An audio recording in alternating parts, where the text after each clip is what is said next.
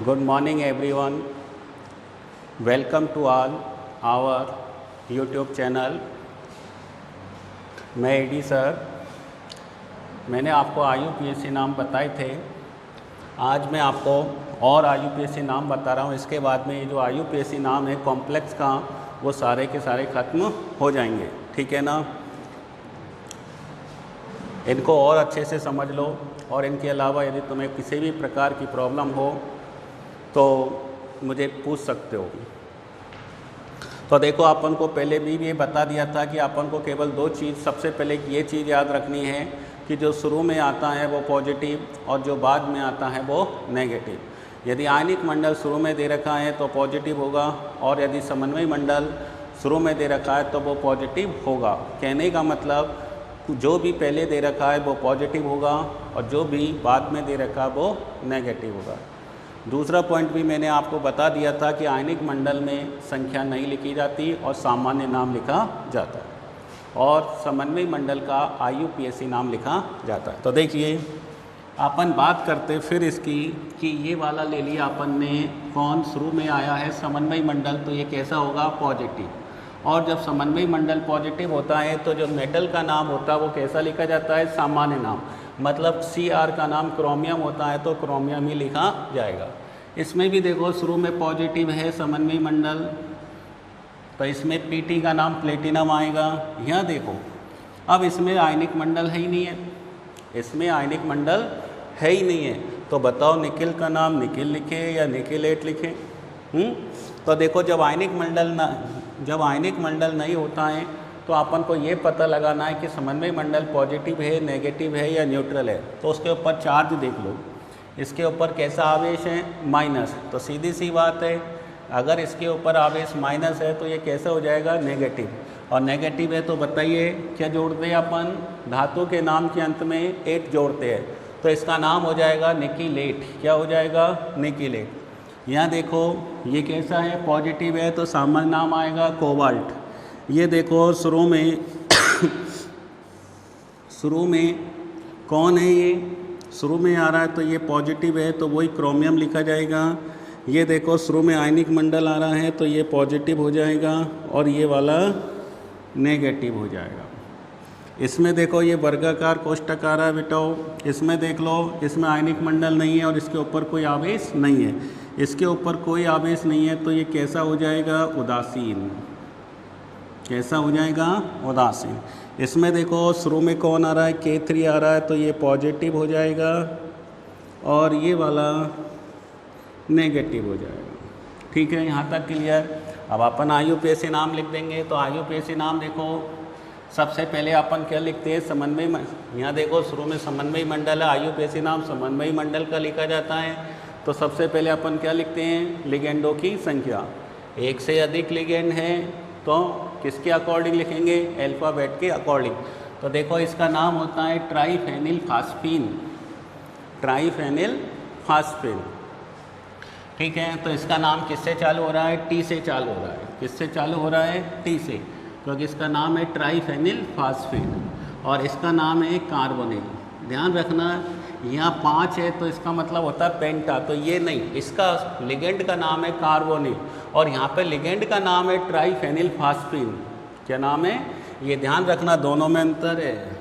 इसका पूरे का नाम है, ये लिगेंड है ट्राइफेनिल फास्फीन। ये यहाँ जो ये 3 है वो लिगेंडों की, इस पूरे लिगेंडों की संख्या को नहीं दिखा रहा है। यहाँ जो 5 है वो लिगेंडों की संख्या को दिखा रहा है। अर्थात ट्राइफेनिल फास्फीन की जो संख्या है वो कितनी है, 1 है। कितनी है, 1। तो ध्यान रखना बेटा, ये T से चालू हो रहा है, कार्बोनिल C से चालू हो रहा है। तो पहले किसका नाम लिखेंगे, कार्बोनिल का। तो बताओ कैसे लिखेंगे, पहले संख्या, तो इसका नाम हो जाएगा पेंटा कार्बोनिल।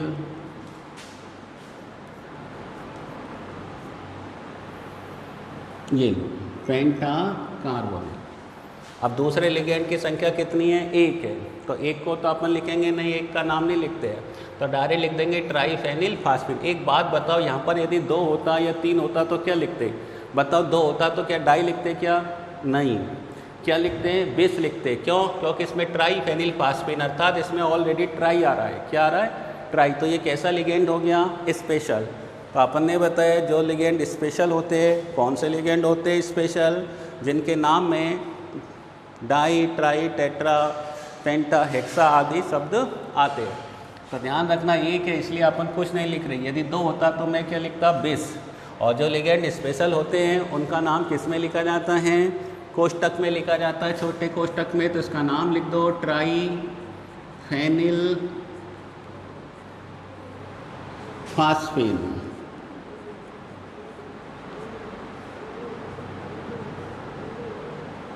ट्राइफेनिल फास्फेन, ये मैंने लिख दिया। कैसा लिगेंड होता है ट्राइफेनिल फास्फेन, उदासीन। आप बताओ ऑक्सीडेशन नंबर लिखेंगे, ये पॉजिटिव है तो क्रोमियम लिखेंगे अपन, यहाँ क्रोमियम लिख दो, क्रोमियम। और ऑक्सीडेशन नंबर लिखो। बताओ ये उदासीन है, ये उदासीन है, सीधी सी बात है, जो उदासीन है उसका ऑक्सीडेशन नंबर कितना होता है, 0। तो ये हो गया 0, ये हो गया 0। Cl का कितना होता है, -1, तो कितने हो गए, -2। ठीक है, -1 होता है तो 2 एकम 2, तो इसका कितना हो जाएगा, सेकेंड। ठीक है बेटाओ। Cl, अब आयनिक मंडल का नाम लिखो। Cl2 है तो क्या लिखेंगे, क्लोराइड।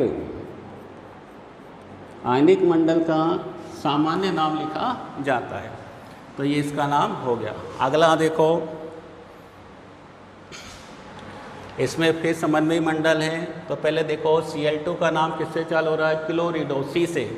और इसका नाम चालू हो रहा है E से, एथेन, E से चालू होता है, ETHANE, या एथिलीन डाइएमीन, ETHELENE, E से चालू हो रहा है। तो C पहले आता है या E, तो C, तो इसका नाम लिखो। 2 है तो डाई क्लोरिडो, डाई क्लोरिडो। अब इसका नाम लिखो, एथिलीन डाइएमीन। देखो डाई आ रहा है तो कैसा लिगेंड हो गया, स्पेशल। और स्पेशल लिगेंड का नाम किस में लिखा जाता है, छोटे कोष्टक में। तो बताओ 2 के लिए क्या लगाएंगे, 20। अब बोलो एथिलीन डाइएमीन लिख दो, चाहे एथेन 1,2 डाइएमीन लिख दो, कोई अंतर नहीं है। पुरानी किताब है उनमें एथिलीन डाइएमीन लिखा होगा, और भी कई प्रकार की हायर किताब होती है IIT नीट की, उनमें भी एथिलीन डाइएमीन लिखा हुआ मिल जाएगा। ठीक है, इसलिए कंफ्यूज मत होना, कुछ भी लिख सकते हैं। तो एथेन 1,2 डाइएमीन, कोई अंतर नहीं है। IUPAC नाम लिख दो, चाहे एथिलीन डाइएमीन लिख दो।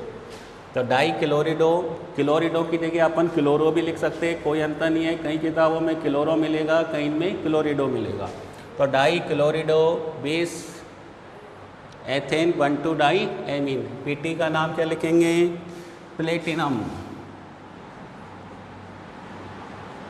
ऑक्सीडेशन नंबर निकाल लो भैया। देखो ये उदासीन है तो इसका तो छोड़ दो, क्योंकि उसका 0 होता है। Cl2 है तो कितने हो जाएंगे, -1 को 2 से गुणा करेंगे, -2। ऐसे हिसाब लगा लो। नाइट्रेट का -1 होता है, 2 से गुणा करेंगे, -2। कितने हो गए, -4। इधर जाएंगे तो किसके हो जाएंगे, +4। तो ये लो प्लेटिनम 4। बाहर कौन है, आयनिक मंडल, तो सामान्य नाम क्या होगा, NO3 का, नाइट्रेट। तो बताओ डाई नाइट्रेट लिखो या नाइट्रेट ही लिख दो, नाइट्रेट। तो अपन नाइट्रेट ही लिखेंगे, ठीक है ना। क्यों लिखेंगे बताओ, क्योंकि आयनिक मंडल की संख्या लिखी नहीं जाती है, ठीक है ना। यहाँ 1 होता तब भी मैं नाइट्रेट लिखता, और 2 है तब भी, 4 है तब भी मैं नाइट्रेट ही लिखूँगा। आ जाओ आगे। अब यहाँ पर आ जाओ, लिगेंडों की संख्या कितनी है, 4। 4 के लिए आता है टेट्रा, CN का नाम साइनो, टेट्रासाइनो। अब बोलो क्या लिखेंगे अपन, आवेश कौन सा है, माइनस। तो ये कैसा हो गया, समन्वयी मंडल, नेगेटिव। तो इसका नाम हो जाएगा निकीलेट। क्या हो जाएगा, निकीलेट। ये लो ऑक्सीडेशन नंबर निकाल लो भैया। देखो साइनाइड का कितना होता है, -1। 4 से गुणा करेंगे तो बताओ कितना हो जाएगा, -4। कितना हो जाएगा, -4। बेटा जो आवेश होता है, क्या होता है, जो आवेश होता है बराबर के दूसरी साइड ऐसा का ऐसा लिख देते हैं। तो हिसाब लगा लो, ये माइनस का 4 इधर जाएगा तो किसका हो जाएगा, प्लस का 4, प्लस के 4 में से 2 गए तो कितने बचेंगे, 2। तो इसका नाम हो जाएगा टेट्रासाइनोनिकिलेट सेकेंड। और एक चीज़ और, जिसके ऊपर आवेश होता है उसके लास्ट में आयन लगा देते हैं। क्या लगा देते हैं, आयन। चाहे वो प्लस का आवेश हो चाहे माइनस का आवेश हो, लास्ट में अपन को आयन लगाना पड़ेगा, क्योंकि ये आयन है, अपन ने नाम आयन का लिखा है। अब आ जाओ अगली बारी, इसमें भी देखो वही समन्वय मंडल दे रखा है, लिगेंडों की संख्या कितनी है, 6। तो 6 के लिए बेटा वो क्या आएगा, हेक्सा। क्या आएगा, अमोनिया का आईयूपीएसी नाम क्या होता है, एमीन। ये हेक्सा एमीन, ठीक है। कोबाल्ट लिखेंगे क्योंकि ये धनावेशित है। कैसा है ये, प्लस। उदासीन और धनावेशित के लिए सामान्य नाम लिखेंगे कोबाल्ट। अगर माइनस होता तो क्या लिखते, कोबाल्टेट।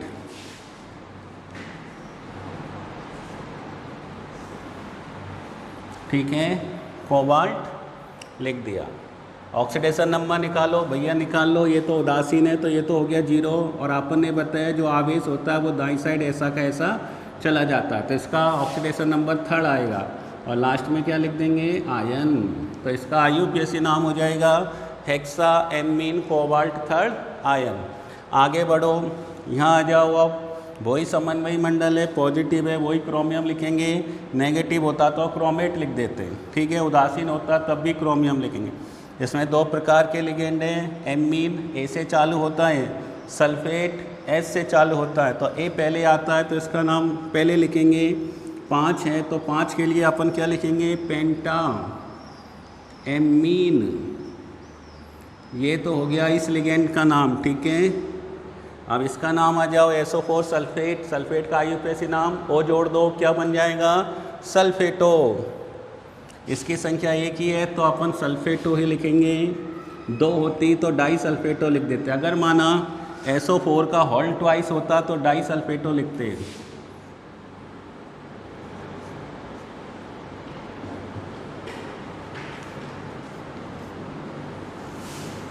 सल्फेटो, ठीक है। ऑक्सीडेस क्रोमियम,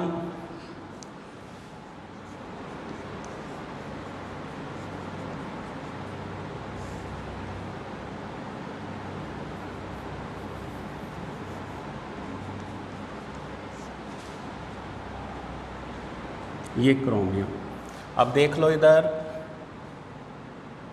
ऑक्सीडेशन नंबर निकालो, इसका कितना हो जाएगा, 0। SO4 का बोलो कितना होता है भैया, -2।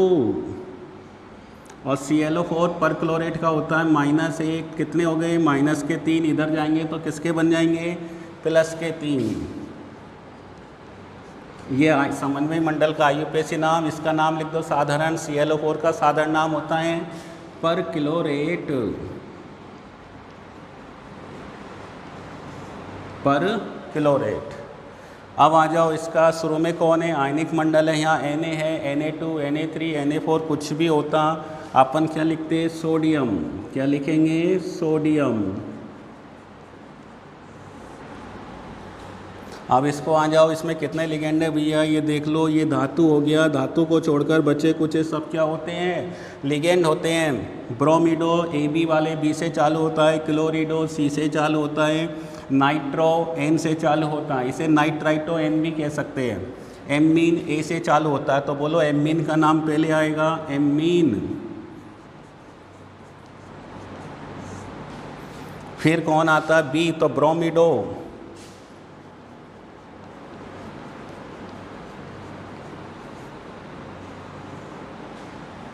फिर क्लोरिडो।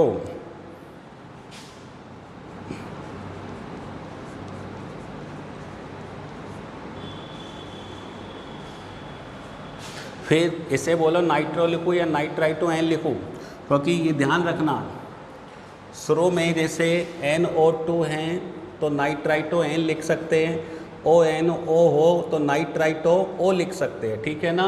नाइट्राइटो N लिखने का मतलब N दाता परमाणु है, नाइट्राइटो O लिखने पर O दाता परमाणु है। NO2 में 2 दाता परमाणु होते हैं, अर्थात ये उभय दंतुक लिगेंड होता है, ठीक है ना। NO2 लिखा हुआ है तो इसका मतलब है कि इसमें केवल N उप से संयोजक बंध बना रहा है PT से, किससे? पीटी से। अगर ONO लिखा होता तो O उपसह संयोजक बंध बनाता पीटी से। तो इसमें NO2 लिखा हुआ है तो उपसह संयोजक बंध कौन बना रहा है? N बना रहा है। ठीक है, तो बोलो नाइट्रो लिखो या नाइट्राइटो N लिखो, ये तुम्हारी इच्छा के ऊपर है, दोनों में से कुछ भी लिख सकते हैं। तो मैं देख लो लिख रहा हूँ नाइट्राइटो, ये लिख दो, चलो नाइट्राइटो N, इससे पता चल जाएगा दाता परमाणु कौन है? N। अपन यहाँ नाइट्रो भी लिख सकते हैं,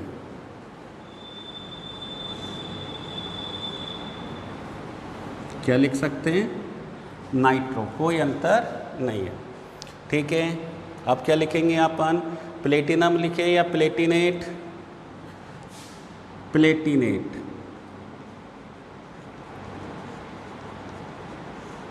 ऑक्सीडेशन नंबर निकाल लो अब। ठीक है, निकालो। Na का कितना होता है? +1। Br का कितना होता है? -1।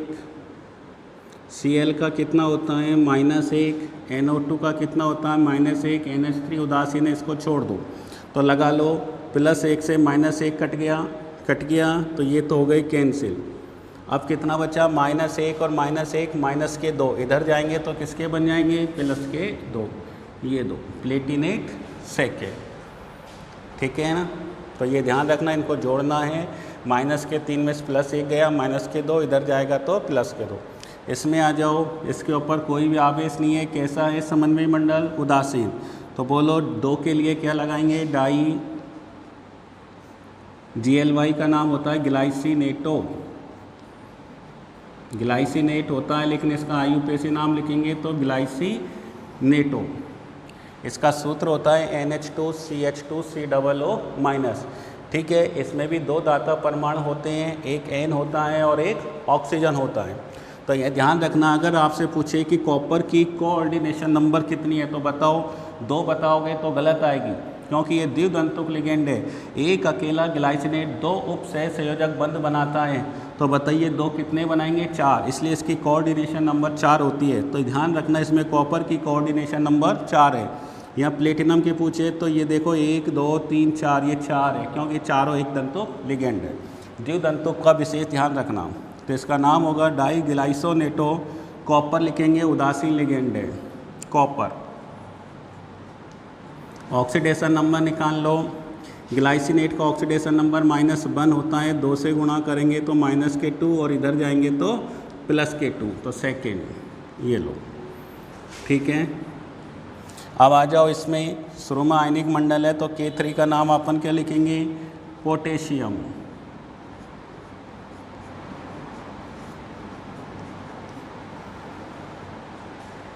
अब आ जाओ समन्वय मंडल का IUPAC नाम। 3 के लिए क्या लगाएंगे? ट्राई। C2O4 का नाम ऑक्जेलेट है, IUPAC नाम ऑक्जेलेटो हो जाएगा।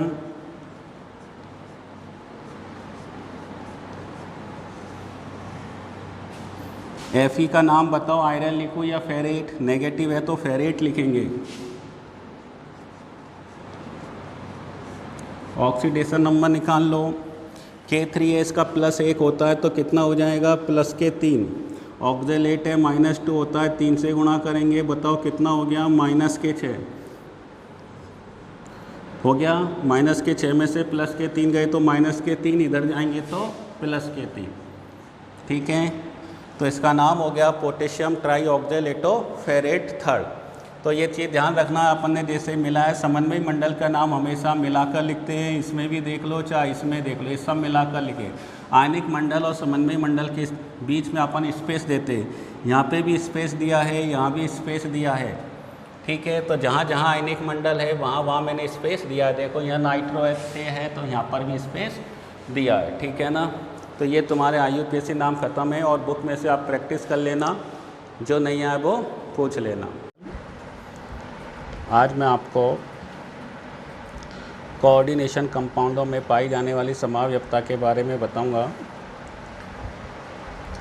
अभी तक अपन ने कोऑर्डिनेशन कंपाउंडों के IUPAC नाम के बारे में पढ़ा था।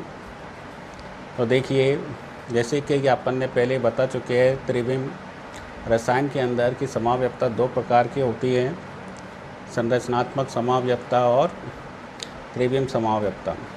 ठीक इसी प्रकार उपसह संयोजक यौगिकों में भी 2 प्रकार की समावयवता पाई जाती है, संरचनात्मक समावयवता और त्रिविम समावयवता। तो त्रिविम समावयवता में तो वहाँ अपन ने कौन कौन से पढ़ी थी, ज्यामिति, प्रकाशिक और संरूपण। लेकिन कोऑर्डिनेशन कंपाउंड के अंदर अपन त्रिविम समावयवता के अंदर केवल ज्यामिति समावयवता और प्रकाशिक समावयवता ही पढ़ेंगे। ठीक है, तो देखो उपसह संयोजक यौगिकों में पाई जाने वाली समावयवता। तो उपसह संयोजक यौगिकों में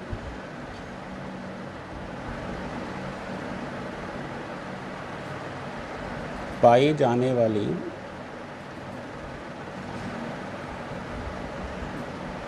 समावयवता।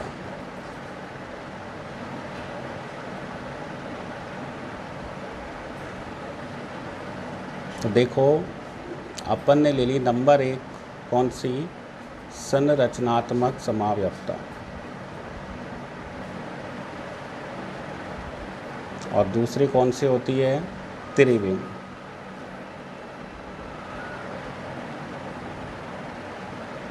और त्रिविम में अपन कौन कौन से पढ़ेंगे, एक तो ज्यामिति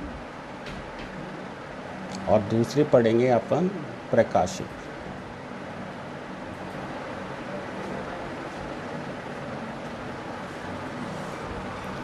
ठीक है, अब देखिए इधर संरचनात्मक समावयवता अपन ने पहले ही बताई थी, जिनमें अणुसूत्र तो समान होते हैं लेकिन यौगिकों की संरचनाएं अलग अलग होती है। तो संरचनात्मक समावयवियों की अपन बात करें तो देखो ये 5 प्रकार की समावयवताएं दर्शाते हैं। कितने प्रकार की, 5 प्रकार की। अब अपन 5 प्रकार की अगर अपन देखें तो नंबर 1 आयनन समावयवता, आयनन समावयवता। ठीक है, देखिए जैसा कि नाम से पता चल रहा है कि आयनन, अर्थात आयनन समावयवता में अणुसूत्र, देखो अणुसूत्र तो सभी में समान होंगे, चाहे वो समावयवता कोई सी हो, चाहे वो ज्यामिति हो, चाहे प्रकाशिक हो, चाहे संरचनात्मक हो, तो इनमें अणुसूत्र तो समान होते हैं। तो इसका मतलब है आयनन, अर्थात ये जलीय विलयन में अलग अलग प्रकार के आयनन देते हैं। ठीक है, तो ऐसे यौगिक आयनन समावयवता दर्शाते हैं। अब जैसे अपन ने एग्जाम्पल ले लिया कि कौन कौन से एग्जाम्पल दे रहा हूँ मैं, CO, NH3, 5Br और ये Cl। ठीक है, और दूसरा example CO, NH3, 5Cl, Br। ये लो, अब अपन ने ये देखा कि ये दोनों यौगिक आयनन समावयवता दर्शाएंगे या नहीं दर्शाएंगे, कैसे पता लगाएंगे।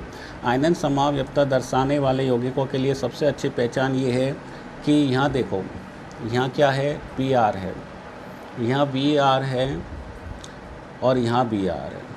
अर्थात पहले कंपाउंड में जो चीज़ अंदर है वो दूसरे में कहाँ है, बाहर, और जो पहले में बाहर है वो कहाँ पर है, अंदर। ठीक है ना, तो ये अपन को पहचान करनी है कि एक में बाहर है तो दूसरे में वो भीतर होगा, और पहले में यदि भीतर है तो वो दूसरे में कहाँ होगा, बाहर होगा। तो ऐसे यौगिक आयनन समावयवता दर्शाएंगे। दूसरी बात ये है कि अगर माना ये कौन सा आयन देगा, ये केवल क्लोराइड आयन देगा। कौन सा आयन देगा, क्लोराइड। और ये वाला कौन सा आयन देगा, केवल ब्रोमाइड आयन। क्यों, क्योंकि आयनन कौन सा देगा, आयनिक मंडल। भीतर वाला कौन सा मंडल रहता है, समन्वय मंडल, ये आयन नहीं देगा। ठीक है ना, क्योंकि ये पूरे का टेस्ट देता है। तो ये क्लोराइड आयन देगा और 1 देगा, और ये ब्रोमाइड आयन देगा, 1 देगा। ठीक है, अगर सवाल आ जाए कि माना ये 2 यौगिक हैं, CONH3 5Br और CONH3 5Cl। ठीक है, अगर माना इसमें AgNO3 डाला जाए तो बताइए कि जैसे पहला यौगिक है वो सफ़ेद अपक्षेप देता है और दूसरा यौगिक है वो हल्का पीला अपक्षेप देता है। क्यों देता है, तो देखो सीधा सा रीज़न है कि अगर माना इसमें अगर अपन AgNO3 मिलाएंगे, क्या मिलाएंगे, AgNO3, तो बताओ क्या मिल जाएगा। इसमें भी अपन AgNO3 मिलाएंगे, AgNO3, तो ये देखो क्रिया होगी और क्या बन जाएगा, AgCl बन जाएगा, और इसमें क्या बन जाएगा, AgBr। तो इसमें AgCl बनेगा और इसमें क्या बनेगा, AgBr। तो सीधी सी बात है, AgCl कैसा होता है, श्वेत, कैसा होता है, श्वेत, और ये कैसा होता है, हल्का पीला। तो ये ध्यान रखना, अभिक्रिया केवल वही करेंगे जो आयनिक मंडल में है। आयनिक मंडल में Cl है तो अभिक्रिया क्लोराइड आयन करेगा, आयनिक मंडल में Br है तो अभिक्रिया ब्रोमाइड आयन करेगा। इसलिए इन दोनों यौगिकों के जलीय विलयन में यदि अपन AgNO3 मिलाए तो ये AgCl का श्वेत अपक्षेप देता है और ये AgBr का हल्का पीला अपक्षेप देता है। तो कारण समझ में आया ये क्यों देता है श्वेत अपक्षेप, क्योंकि ये आयनित होकर क्लोराइड आयन देता है जो AgCl बनाता है। ये आयनित होकर ब्रोमाइड आयन देता है जो AgNO3 से क्रिया कर कर AgBr बनाता है जो हल्का पीला होता है। ठीक है, पहचान समझ में आ गई। जो भीतर है दूसरे में बाहर होगा, पहले में बाहर है तो दूसरे में क्या होगा, भीतर होगा। ये लो, अब दूसरा पॉइंट, आयनन के बाद में अपन ले लेते हैं हाइड्रेट समावयवता।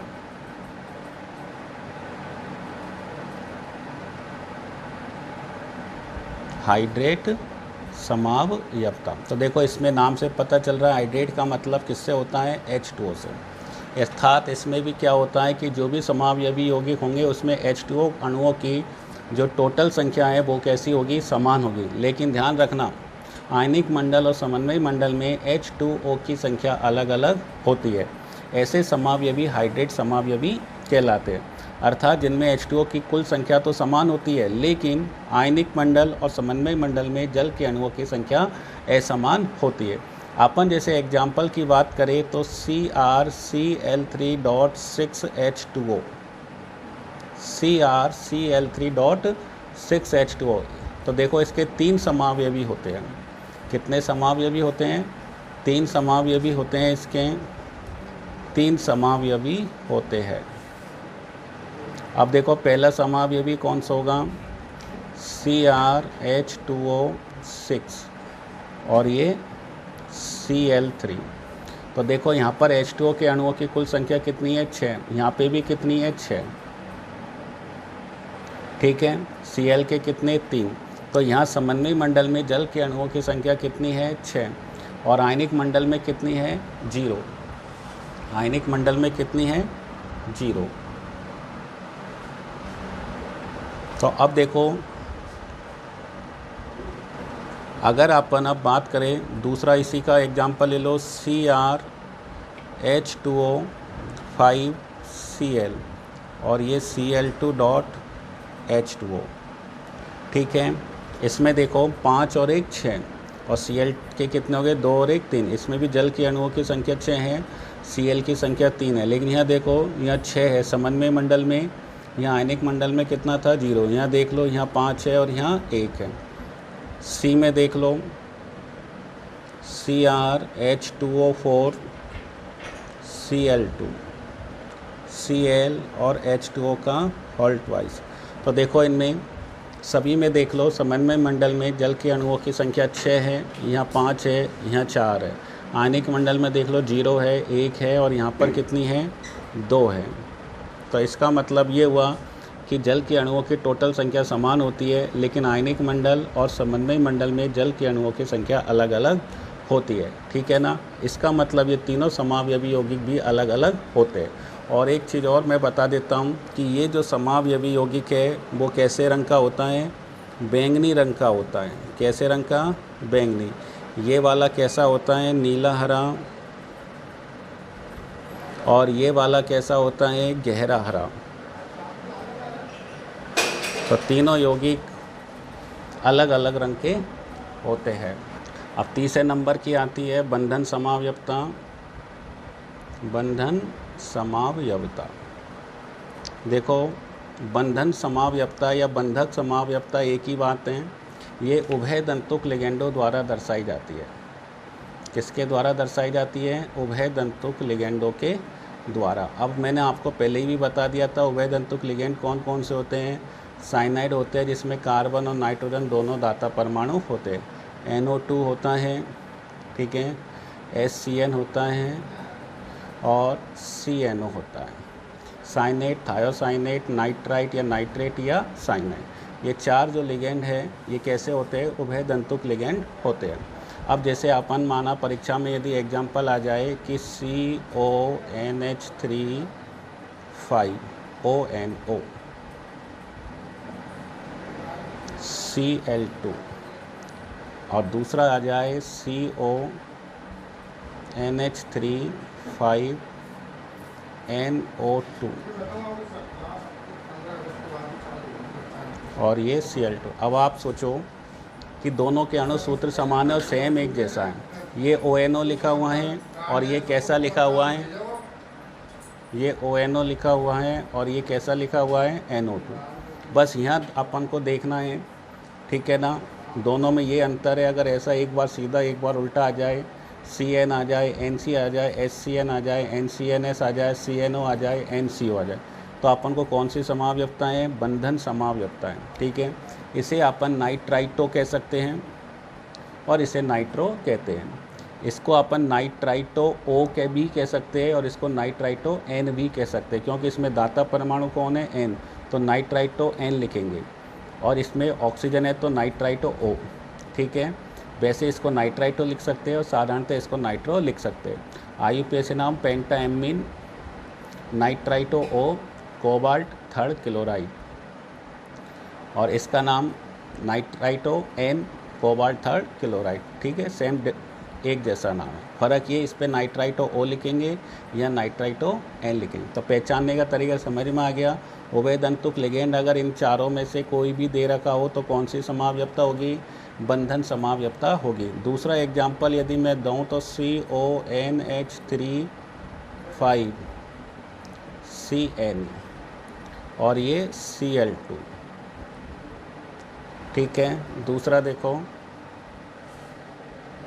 CONH3 5NC, देखो ये साइनो है, ये आइसोसाइनो है, दोनों में कोई अंतर नहीं है। अंतर है लेकिन यहाँ देख लो, ये साइनो है, ये आइसोसाइनो, इतना सा अंतर है, बाकी सेम सूत्र एक जैसा है। तो ये दोनों भी कौन सी समावयवता दर्शाएंगे? बंधक या बंधन समावयवता दर्शाएंगे, ठीक है ना। Is it clear? कोई परेशानी आती है अपनी समन्वय या उप सहसंयोजन समावयवता। तो समन्वय या उप सहसंयोजन समावयवता, तो समन्वय समावयवता या उप सहसंयोजन समावयवता, इसमें देखो समन्वय समावयवता में क्या होता है? दोनों ही समन्वय मंडल होते हैं, ठीक है ना। इसमें क्या होता है? 2 समन्वय मंडल होते हैं। पहचान याद रखना, 2 समन्वय मंडल एक सूत्र में आएंगे और दूसरे सूत्र में भी 2 समन्वय मंडल आएंगे। जैसे अपन ने एग्जाम्पल देखा CONH3 6CrCl6। दूसरा एग्जाम्पल देखो CO, इसमें देखो मेटल चेंज कर दो, CrNH36 और COCl6, ठीक है। मेटल चेंज हो गए। देखो इसमें भी एक समन्वय मंडल और ये दूसरा समन्वय मंडल, इसमें दोनों ही मंडल कैसे होते हैं? समन्वय मंडल होते हैं। तो ध्यान रखना, जब समावयवी यौगिकों में दोनों ही मंडल कैसे हो? समन्वय मंडल हो, तो वह समन्वय समावयवता कहलाती है। इसमें भी 2 वर्गाकार कोष्ठक है, तो आप तो एक लेना, दोनों ही जो एग्जाम्पल दे रखे हैं दोनों ही सूत्रों में यदि वर्गाकार कोष्ठक दे रखे हैं तो वह कौन सी समावयवता होगी? समन्वय समावयवता होगी, ठीक है। IUPAC नाम लिखेंगे तो आप देखो बेटा, इसका मैं बता देता हूँ। ये शुरू वाला कौन सा हो जाता है? पॉजिटिव हो जाता है। बाद वाला कैसा हो जाता है? नेगेटिव हो जाता है। तो वही, ये पॉजिटिव है इसमें कोबाल्ट लिखेंगे, ये नेगेटिव है इसमें क्रोमेट लिखेंगे। तो इसका IUPAC नाम हो जाएगा। 6 के लिए क्या लगाएंगे? हेक्सा। अमोनिया का नाम क्या होगा? एमीन, तो हेक्सा एमीन कोबाल्ट। अब अपन ऑक्सीडेशन नंबर चलो छोड़ देता हूँ मैं, ऑक्सीडेशन नंबर इसका क्या हो जाएगा? हेक्साक्लोरोक्रोमेट। तो देखो ये उदासीन है अमोनिया, तो इसका 0 हो जाएगा। Cl का -1 है तो -6 हो जाएगा। इसका x मान लो, इसका x मान लो, क्या हो जाएगा? 2x। तो 6 में भाग देंगे तो कितना आएगा? 3। तो इसका ऑक्सीडेशन नंबर आएगा 3, इसका भी 3, तो हेक्सा एमीन कोबाल्ट थर्ड और हेक्सा क्लोरोक्रोमेट थर्ड, ठीक है ना। ये इसका IUPAC नाम हो जाएगा। तो पहचान लोगे, 2 वर्गाकार कोष्ठक इसमें है, 2 वर्गाकार कोष्ठक इसमें, अर्थात 2 समन्वयी मंडल इसमें है, 2 समन्वयी मंडल इसमें है। तो 5वें नंबर की अब जो समावयवता बची है वो कौन सी समावयवता है? लिगेंड समावयवता। नाम से ही पता चल रहा है लिगेंड समावयवता लिगेंड के द्वारा ही दर्शाई जाती है, अर्थात इसमें लिगेंडों की स्थिति जो होती है वो बदल जाती है। क्या? लिगेंडों की स्थिति। जैसे अपन ने देखा कि सारी चीज़ सेम होगी, जैसे बंधन समावयवता में सारी चीज़ सेम थी, लेकिन एक लिगेंड में ONO था, दूसरे में NO2 था। फिर मैंने दूसरा एग्जाम्पल दिया था, उसमें सारी चीज़ सेम थी, एक में CN था और दूसरे में NC था, ठीक है ना। इसी प्रकार लिगेंड समावयवता में सारी चीज़ें सेम होती है, केवल नंबरों की स्थिति अलग अलग होती है। जैसे अपन इसमें नंबरिंग कर देते हैं, जैसे 3 बना देता हूँ मैं, ये फेनिल है। क्या है ये? फेनिल। अब आप देखिए ये स्थिति अपन ने देखी 1 2 3 4 5 और ये 6, 1 2 3 4 5 6, 1 2 3 4 5 और ये 6। अब अपन ने यहाँ देखा Cl 2 नंबर पर है, तो इसमें कितने नंबर पर है? 3 पर, और इसमें कितने पर है? 4। तो इसका नाम क्या हो जाएगा? 2 क्लोरोफेनिल। क्या हो जाएगा? 2 क्लोरोफेनिल। इसका नाम 3 क्लोरोफेनिल और इसका नाम 4 क्लोरोफेनिल। तो ध्यान रखना, जो भी अपन के पास में एग्जाम्पल आएंगे उन सब का नाम एक जैसा होगा, जो अंतर होगा वो यहाँ होगा। लिगेंड की स्थिति उसमें दे रखा होगा, ब्रैकेट में 2 नंबर, ब्रैकेट में 3 नंबर, ब्रैकेट में 4। तो समझ जाएंगे कि वह कौन सी समावयवता दर्शाएगा? लिगेंड समावयवता दर्शाएगा, ठीक है। तो ये 5 प्रकार की समावयवताएं दर्शाई जाती है कोऑर्डिनेशन कंपाउंड में। देखो एक और होती है वैसे तो, उप सह संयोजन स्थिति समावयवता। ये क्या है? सेतु लिगेंडों द्वारा दर्शाई जाती है। इसके द्वारा? सेतु लिगेंडों के द्वारा दर्शाई जाती है, ठीक है। तो अपन के 5 ही हैं। इसके बाद में अब आती है अपनी कौन सी? त्रिविम समावयवता। कौन सी? त्रिविम समावयवता।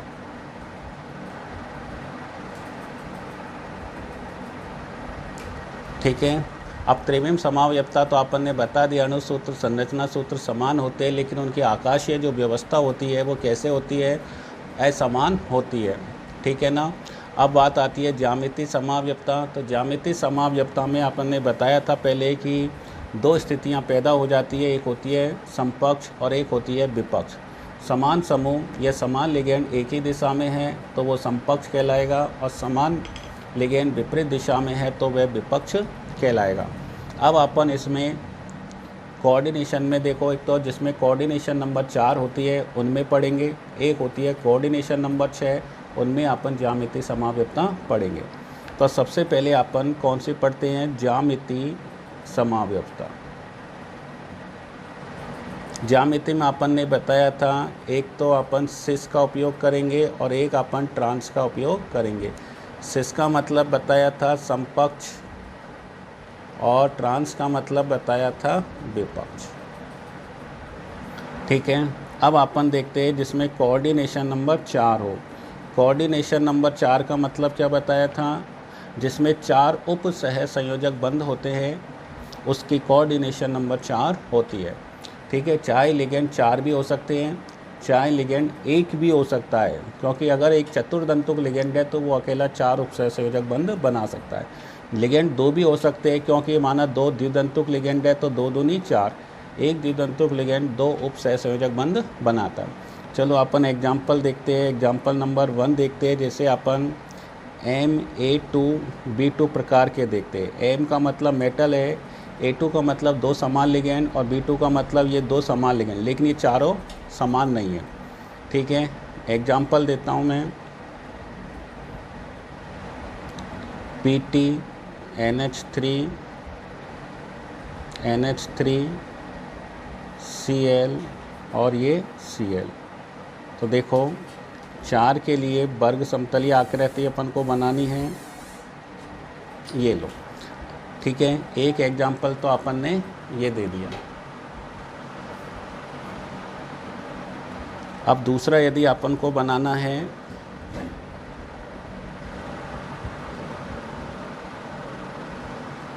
तो ये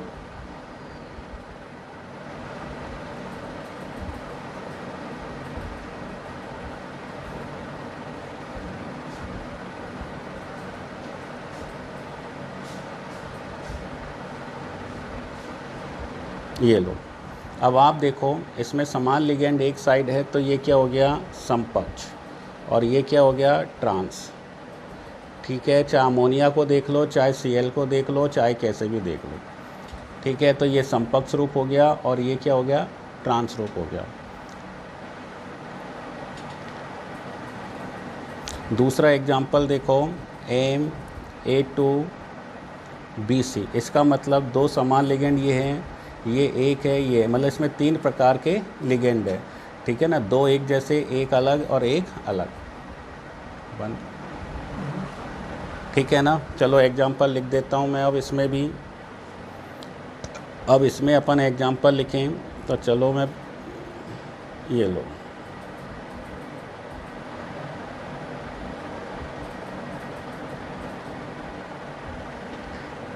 दो समान, ये A2 का मतलब 2 समान लिगेंड तो लेना ही है। NH3 ले लिया। अब यहाँ पर अपन कुछ भी ले सकते हैं, Cl Br कुछ भी। तो 2 समान है तो ये कैसा रूप हो गया, सिस हो गया। अब इसका ट्रांस करना है तो अपन इसको कैसे भी चेंज कर सकते हैं। तो देखो इधर ये बना दो,